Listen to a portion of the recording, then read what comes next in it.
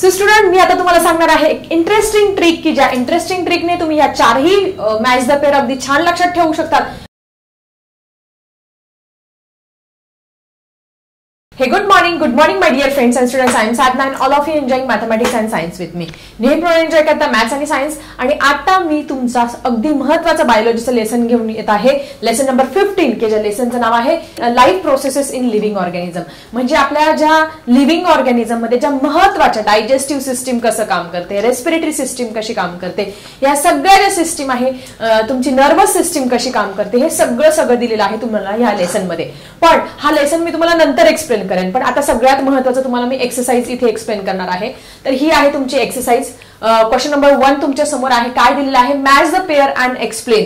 म्हणजे तुम्हाला फक्त इथे जोड्या लावून डायरेक्ट असं जे आपण 5-6 स्टँडर्डला काय होतं, डायरेक्टली जोड्या ABCD असं तसं नाही करायचंय. इथे आपल्याला याची जोडी याला लावलेली आहे, पण ते ह्याचं आन्सर हे का आलेलं आहे हे एक्सप्लेन करायचंय, कारण देऊन स्पष्ट करायचं आहे. सो सगळ्यात पहिले जे तुमचं क्वेश्चन आहे काय आहे, growth of pollen tube towards ovule. आता तुमची जी पोलन ट्यूब आहे, तुम्ही जास्वंदीचं फुल बघितलं असेल, त्या जास्वंदीच्या फुलाचं तुम्ही डिसेक्शन पण केलेलं असेल. त्याच्यामध्ये काय असते, एक पोलन ट्यूब असते. आता ही पोलन ट्यूब जी आहे तिची जी वाढ आहे ती कुठे झाली असते, ओव्ह्यूल कडे झालेली असते. मग आता ही का झालेली असते बाळांनो, because it is a chemotropic movement. म्हणजे एक स्पेसिफिक केमिकल रिलीज झालेलं असतं कोणाकडून, ओव्ह्यूल कडून. ओव्ह्यूल म्हणजे जो खालचा भाग असतो. हा तुमचा, हे तुमचं काय आहे, ही पोलन ट्यूब आहे. ही पोलन ट्यूब माहिती तुम्हाला, अशी ही जास्वंदी, इथे पुढे काय असतात, अशा 5 काय असतात, टिकल्यांसारखे असतात जास्वंदीच्या फुलामध्ये. ही जी पोलन ट्यूब आहे याची मुवमेंट कुठे झालेली असते, इकडे ओव्ह्यूल कडे. इथे काय असते, ती ओव्ह्यूल. तुम्ही डिसेक्शन करून पण बघितलं असते. मग आता ही पोलन ट्यूब इकडेच का वाढलेली असते, because some chemical substances get release from this ovule. या ओव्ह्यूल कडून काही केमिकल सबस्टन्स हे रिलीज होत असतात आणि ही काय आहे, एक केमोट्रॉफिक मुवमेंट आहे. ओके, सो आपण याचा आन्सर लिहिणार आहोत अशा पद्धतीने, दॅट इज ग्रोथ ऑफ, कारण आपल्याला त्या प्रश्नाचं उत्तर आपण अशा पद्धतीने लिहिणार आहोत, growth of pollen tube towards ovule. It is due to, आता ही तुमची जी पोलन ट्यूब आहे त्याची ओव्ह्यूल कडेच का बरं मुवमेंट होणार आहे, it is due to specific chemical release by ovule. ओव्ह्यूलने स्पेसिफिक केमिकल रिलीज केलेलं आहे, ovule. It is response of chemical, it is response of pollen tube to that chemical. म्हणजे तुमची जी पोलन ट्यूब आहे त्या पोलन ट्यूबने काय केलेलं आहे, त्या ओव्ह्यूलने रिलीज केलेल्या त्या केमिकलला काय केलेलं आहे, रिस्पॉन्स केलेला आहे. म्हणून त्याची ग्रोथ कुठे झाली, तुमच्या त्या ओव्ह्यूल कडे झाली, to that chemical. And it is called as, यालाच तुम्ही काय म्हणणार, chemical. So it is called as, आणि यालाच तुम्ही म्हणणार आहात कुठली मुवमेंट रे, it is called as a chemotropic movement. Chemo कसं लक्षात ठेवा, कारण ती केमिकल्सच्या दिशेने कुठे झाली, त्या पोलन ट्यूबची ग्रोथ कुठे झाली, तुमच्या ओव्ह्यूलने रिलीज केलेल्या केमिकलकडे झाली. So it is called as a केमोट्रॉपिक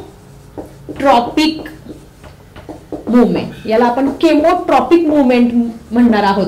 आलं लक्षात? कधीही पोलन ट्यूब ओव्ह्यूल लक्षात आलं तर केमिकल रिलीज करतं कोण, पोलन ट्यूब कोणाकडे, ओव्ह्यूल कडे. आणि पोलन ट्यूब काय करत असतं, त्या केमिकलला रिस्पॉन्स देत असतं, हे लक्षात ठेवायचं. आणि याला केमोट्रॉपिक मुवमेंट आपण म्हणत असतो. ठीक आहे. सो फर्स्ट तुमच्या मॅच द पेअरचा आन्सर तुम्हाला इथे मिळालेला आहे. Let's move to the next match the pair. Student, next आहे growth of shoot system. Growth of shoot system म्हणजे आता तुम्हाला सगळ्यांना याचा परिचय आहे की तुम्ही खिडकीमध्ये लावा, तुम्ही तुमच्या कुठेही एखाद्या ठिकाणी झाड लावा, त्या झाडाच्या फांद्यांची वाढ कुठे होणार आहे, जिकडनं तुमचा सूर्यप्रकाश येणार आहे त्या सूर्यप्रकाशाच्या दिशेने तुमच्या ते झाडांच्या फांद्या किंवा शूट जे आहे ते वाढणार आहे. मग याचा आन्सर तुम्ही डायरेक्टली सांगू शकतात. ग्रोथ ऑफ शूट सिस्टीम काय आहे तुमचं, इट इज फोटोट्रॉपिक सिस्टीम. ही काय आहे, फोटोट्रॉपिक मुवमेंट आहे. कारण का, तुमची जे झाड आहे त्याच्या फांद्या आहेत, त्याच्या ब्रांचेस आहेत, त्याचे शूट आहे, हे कुठे वाढणार आहे, it is always grown towards the direction of sunlight. Okay, मग तुम्ही growth of the shoot system is an example of किंवा रिस्पॉन्स ऑफ, एक्झाम्पल नका लिहू, example or response ऑफ कुठलं रे, phototropic movement. Okay, phototropic movement. आता photo म्हणजे काय, सनलाइट. लक्षात ठेवा, फोटोट्रॉपिक म्हणजे काय, movement towards the sunlight. Phototropic movement. मग याला तुम्ही फोटोट्रॉपिक मुवमेंट का म्हणणार, because the growth of shoot system is always towards the direction of sunlight. Okay, is always towards the direction of sunlight. किती छान सोपं उत्तर आहे. म्हणजे तुम्हाला याच्यात काय लक्षात ठेवायचं, फोटोट्रॉपिक म्हणजे सूर्यप्रकाशाच्या दृष्टीने, शूट म्हणजे वनस्पती आणि ते कुठं वाढतात, फांद्या, ब्रांचेस, की जिकडे सूर्यप्रकाश आहे तिकडनं वाढतात. हे झालं तुमच्या सेकंड मॅच द पेअरचा आन्सर. ओके, काय लक्षात ठेवणार, शूट सिस्टीम, शूट म्हणजे ब्रांचेस वगैरे, आणि कुठे आहे ती phototropic, towards the direction of sunlight. चलो नेक्स्ट स्टुडंट, नेक्स्ट तुमची जी मॅच द पेअर आहे ती आहे growth of root system. Growth of root system. आता हे तर तुम्ही डायरेक्ट तोंडी उत्तर सांगू शकतात की कुठलीही जी झाडं आहे त्या झाडांची जी मुळं आहे ती कुठे वाढत असतात, it is always grows towards the ground. जमिनीकडे वाढत असतात. का वाढत असतात, कारण की जमिनीकडून एक फोर्स लावत असतो कोणता, ग्रॅव्हिटेशन. म्हणजे ग्रॅव्हिटीला काय करत असतात, हे जी मुळं आहे झाडाची ती रिस्पॉन्स करत असतात. ग्रॅव्हिटी ह्या स्टिम्युलीला काय करतात, ते रिस्पॉन्स करत असतात, आणि म्हणून त्या ज्या मुवमेंटला आहे आपण काय म्हणत असतो, ग्रॅव्हिट्रॉपिक मुवमेंट. ग्रॅव्हिट्रॉपिक मुवमेंट म्हणत असतात. म्हणजे जी मुळांची, तुम्हाला कोणी विचारलं की वनस्पतींच्या मुळांची वाढ ही कुठल्या प्रकारची मुवमेंट आहे, तर वनस्पतीच्या मुळांची वाढ जी आहे ती ग्रॅव्हिट्रॉपिक मुवमेंट आहे. कारण ते जमिनीच्या दिशेने वाढतात. म्हणजे ते ग्रॅव्हिटी, कारण वरती आकाशात फेकलेली कुठली वस्तू खाली येते का, ग्रॅव्हिटीमुळे ती खाली खेचली जात असते ना, म्हणून ही कुठली मुवमेंट आहे तुमची, gravitropic movement. Okay, growth of root system is response of roots to stimuli of gravitation. ग्रॅव्हिटेशनला ते रिस्पॉन्स करत असतात. Therefore this movement of root system is called, कुठली मुवमेंट म्हणतात, काय नाव आहे रे त्याचं, ग्रॅव्हिटोट्रॉपिक मुवमेंट. ग्रॅव्हिटोट्रॉपिक मुवमेंट. ओके, ठीक आहे, तुम्हाला ग्रॅव्हिटोट्रॉपिक मुवमेंट क्लिअर झाली. आणि स्टुडंट, ही आहे तुमची लास्ट मॅच द पेअरचा आन्सर. काय म्हणतात, ग्रोथ. कुठे आहे तुमची ग्रोथ टुवर्ड्स वॉटर. सांगा बरं, कोणाची पाण्याकडे ग्रोथ टुवर्ड्स वॉटर होत असते, तुम्ही बघितलं आहे. झाडांची जी मुळं आहे, काही जी झाडं असतात त्यांची मुळं अगदी खोलपर्यंत जमिनीत दूर पर्यंत पसरलेली असतात. अशी खूप दूरपर्यंत पसरलेले असतात. का जातात रे हे एवढे दूर झाडांची मुळं?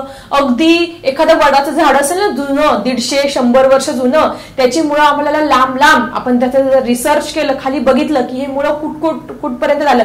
काही म्हणजे सायंटिस्टला असं एक झाड सापडलं आहे की ज्याची मुळं अगदी काही किलोमीटर पर्यंत लांब गेलेली आहे. मग ही जी झाडाची मुळं आहे ती अशी लांब दूर पर्यंत का जातात रे? इन सर्च ऑफ वॉटर, पाण्याच्या शोधामध्ये. ज्यावेळेस या झाडांना पाणी मिळत नाही त्यावेळेस पाण्याच्या शोधामध्ये ही झाडांची जी मुळं आहे ती दूर पर्यंत जात असतात.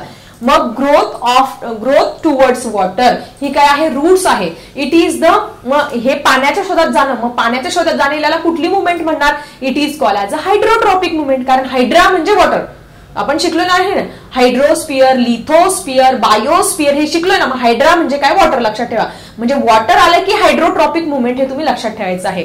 मग आन्सर कसं लिहिणार तुम्ही? Growth towards water of root system of plants is stimuli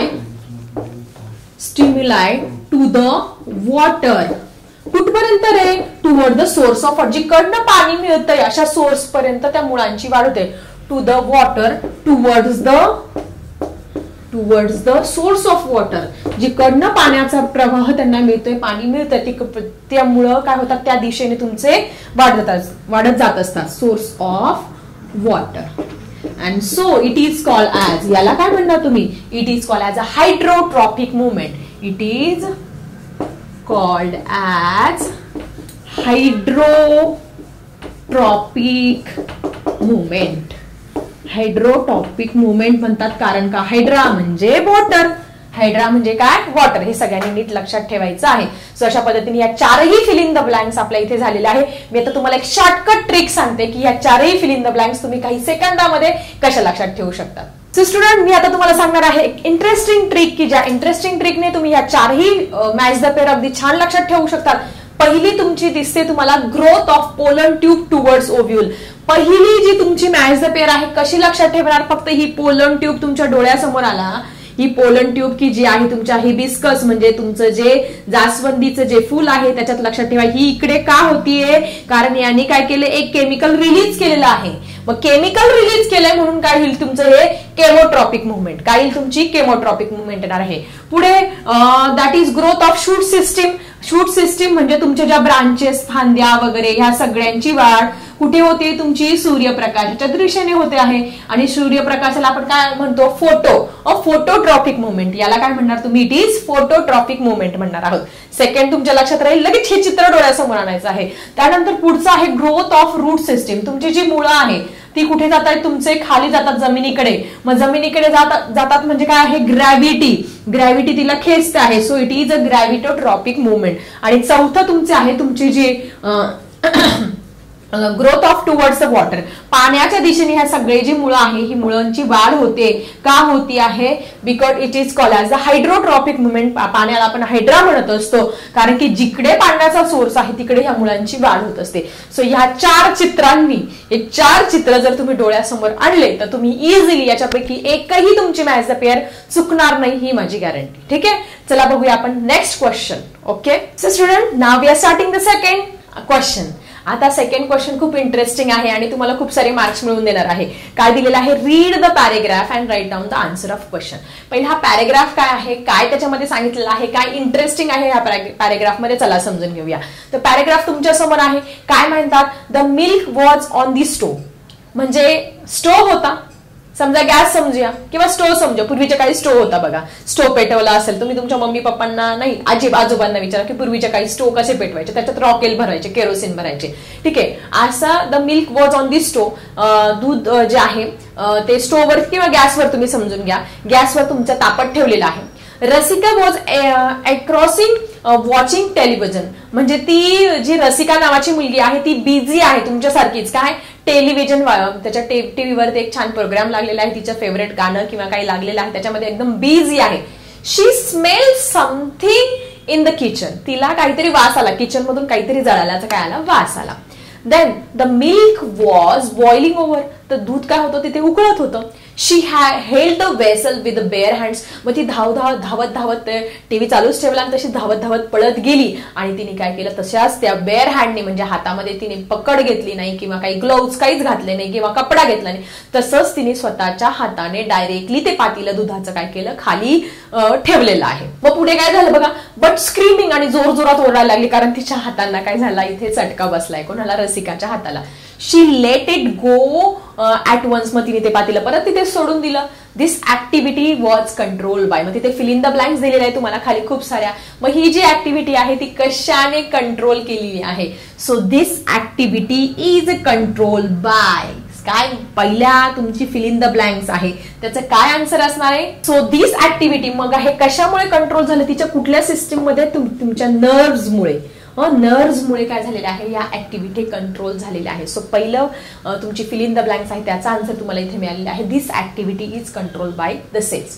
पुढे बघा, पुढे काय झालं? The special ends of in dash dash in this. मग स्पेशल तुम्ही आता तुमची नर्वस सिस्टीमची डायग्राम बघितली असेल बघा. तुमच्या पुस्तकामध्ये पेज नंबर 171 वरती ही डायग्राम दाखवलेली आहे, दिसते तुम्हाला? ही जी डायग्राम आहे ह्या डायग्राम मध्ये काय आहे? याचे जे एंड्स आहेत, ह्या एंड्सला या एंड्सला काय म्हणणार आहोत? 171 पान नंबर दिसते तुम्हाला, याच्यावरती ही डायग्राम दिलेली आहे. काय आहे? हे नर्व्हस सिस्टीम, हे न्यूरॉन्स कसे काम करतात हे सगळं फंक्शन इथे दिलेलं आहे. मग हे जे एंड असतात, पुढे आपल्याला फिल इन द ब्लँक्स मिळवायचे आहे. पहिली आपली नर्व्स मिळाली आहे.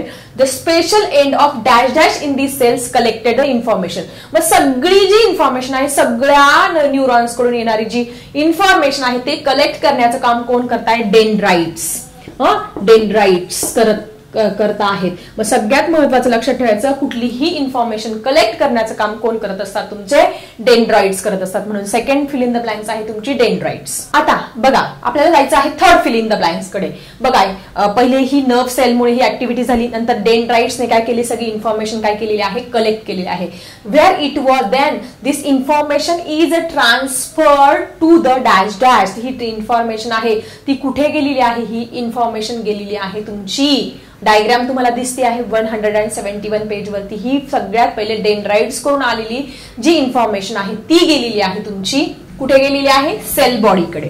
डायग्राम तुम्हाला दिसते आहे. या डायग्राम वरून आपण हे आन्सर लिहू शकतात. ही इन्फॉर्मेशन पहिले डेंड्राइट्सने कलेक्ट केली, ती गेलेली आहे तुमची त्या सेल बॉडीकडे. त्याच्यानंतर सेल बॉडीकडून काय झालेलं बघा, सेल बॉडीकडून काय झालेलं आहे? Towards the terminal end of the. नंतर ही सेल बॉडीकडून ती जी खाली तुम्हाला निमुळता दिसतो त्या डायग्रामचा, तिकडे गेलेली आहे ही इन्फॉर्मेशन. त्याला आपण नाव दिलेलं आहे एक्सॉन. सो पहिले 4 फिल इन द ब्लँक समजले असेल तुम्ही. ह्या डायग्राम वरून सगळ्यांनी व्यवस्थित लक्षात ठेवा. पहिले त्या रसिकाला चटका बसला, तर ही ऍक्टिव्हिटी कोणत्या सिस्टीममुळे? नर्व्स, आपल्या नर्व्सने कंट्रोल केली. ती जी इन्फॉर्मेशन आहे ती सगळ्यात पहिले कलेक्ट कोणी केली? डेंड्राइट्सने. डायग्राम मध्ये बघा, डेंड्राइट्सने ती सगळी इन्फॉर्मेशन कलेक्ट केली. कलेक्ट करून ती इन्फॉर्मेशन कुठे आणली? तुमच्या सेल बॉडीमध्ये आणलेली आहे. आणि सेल बॉडीकडून ती टर्मिनल एंड म्हणजे त्याच्या खाली जे टोकं आहे त्या टोकाकडे गेली, ज्याला आपण म्हणणार आहोत एक्सॉन. ओके, सो अशा पद्धतीने आपण हे 4 बघितले आहे. पुढे काय झालं बघा, इंटरेस्टिंग पॅरेग्राफ पण खूप छान इंटरेस्टिंग हा दिलेले आहे.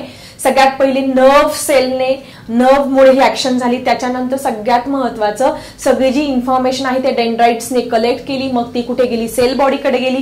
सेल बॉडीकडून ती एक्सॉनकडे म्हणजे त्या टर्मिनलकडे. त्या डायग्राम बघा तुम्ही 171 त्याच्यामध्ये गेलेली आहे. पुढे काय घडलंय बघा, पुढे आपण बघणार आहोत. Then this information is passes through. कुठे? Passes through a minute space. ही जी इन्फॉर्मेशन आहे ती एका मायन्यूट स्पेस मध्ये गेले. That is called as synopsis. Synapse किंवा सायनॅप्स म्हणणार.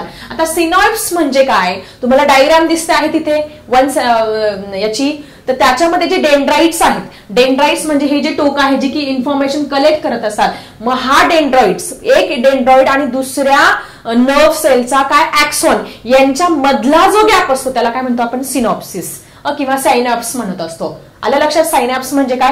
मग ती इन्फॉर्मेशन एक ही जी इन्फॉर्मेशन आहे passes through the minute space, एका मायन्यूट स्पेस मधून गेली, त्याला आपण नाव दिलेलं आहे synapse. In this way dash dash where conducted in the body and the काय झालेलं आहे? इन दिस वे 6 याची फिल इन द ब्लँक्स मध्ये हे काय कंडक्ट झालेलं आहे? Impulses. Fill in the blanks बघा.